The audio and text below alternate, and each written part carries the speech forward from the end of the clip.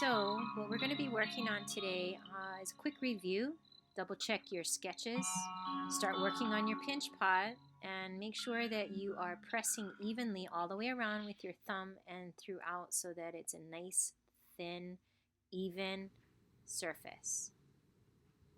Here's some ideas to do your animal. Previously was a teacup.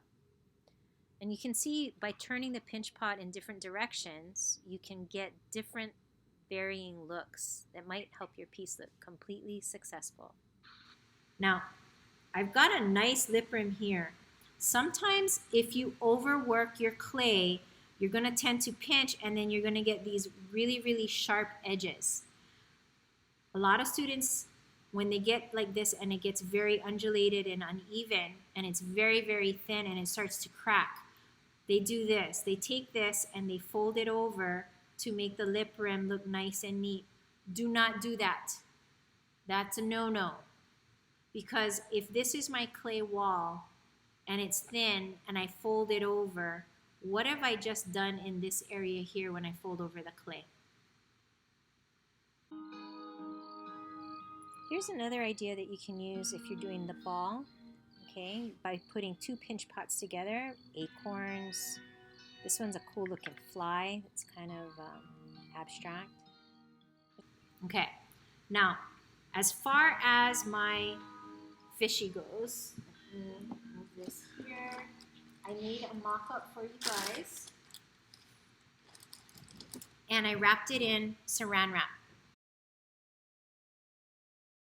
Unwrapping the saran wrap, you need to double check, make sure everything is nice and smooth. This could be for day 1 or 2. You can always use the Ziploc bag. Saran wraps can be found on the brown table closest to the light. There's a whole shelf full of them there.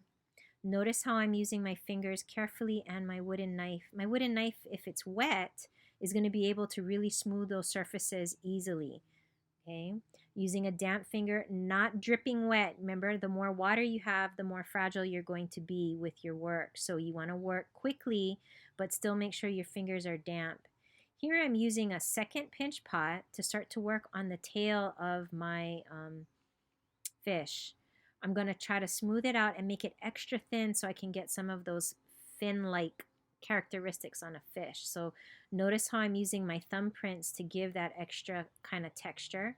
I'm making sure about the size, and I'm really looking at the details that I want to create. I'm trying to match it up to make sure that it will be able to stand on its own. And so I'm going to kind of start putting together the pieces sort of like a puzzle, but I'm not going to assemble everything. Every piece of clay that I have, I want to look at my sketch and then reference back to what I'm working on. Always take the time to really focus in on all those little details. It's going to make a really big difference.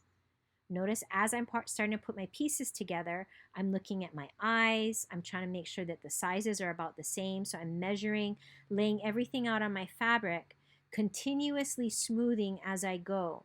That way my surface area will be exactly how I need it just before I get to the final details of cutting into my fish for the spikes. Okay, so as you're smoothing, I want you to be really mindful of your form. If your form is too wet, it's going to be really hard for it to keep its shape. It is okay to leave it on the side while you're working in studio to let the air do some good work in getting your clay to firm up. Now, each time I'm looking at my piece, I'm referencing my sketch. And right now what I'm doing is I am mapping out by carefully carving into the clay. Now you can use a pencil for this. You don't need to use a needle tool to kind of map out where I want structures to go. So the back fin, the top fin, I'm going to actually mark out where my eyes are going to go, kind of set it up so that I can put a little circle or a shape around it. So when I remove it, I'll remember where those pieces are going to go when I'm done. Now I'm going to go ahead and make sure that everything's exactly how I want it. And I'm going to start to map out where I'm going to put my spikes. Notice I'm not cutting into the clay because, oops, I could make a mistake, smooth it out over it, and then I can erase it that way and then fix my spikes the way I want. Once I know exactly where I want it to go, that's when I'm going to really carve into the clay and cut through it. Okay, you want to go slow. You want to take your time. Once you cut into the clay and you pierce through it like I did there, you can use the back of a brush, the side of a pencil, and push those details out through it. So see how the spikes are sticking out?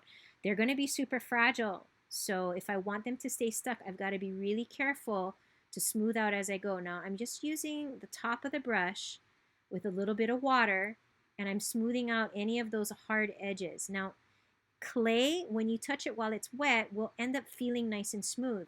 When it turns into the ceramic state, it's going to be with glass. So that means it's going to be super sharp edges. So you want to take the time to smooth as you go. It's so much easier to smooth it now while it's in the wet stage rather than after it's fired and it's ceramic, because those edges are going to be razor sharp and you'll have to use sandpaper. And I'll tell you what, sandpaper on glass is not the best combination. You want to make sure that you're smoothing prior for the piece to be drying out. It's just going to be easier at the end, trust me. Okay, so I'm smoothing, I'm cutting, and it's a long process. Honestly, this should take you all 3 days to complete. So please slow down and take your time. Really, good artwork is in the details. When you're ready and you feel like you're done for the day, I want you to put it back into the Ziploc bag, and I want you to make sure that if it is something that you're still going to work on, put a damp paper towel in the Ziploc bag in an area where it's going to be the best for it to be hydrated. For this particular piece, I'd probably put it in the mouth so that it would hydrate the whole piece together. You can wrap it in the saran wrap and then stick it carefully back into your Ziploc bag. Please make sure your Ziploc bag has the air removed and that you've sealed it up nice and tight.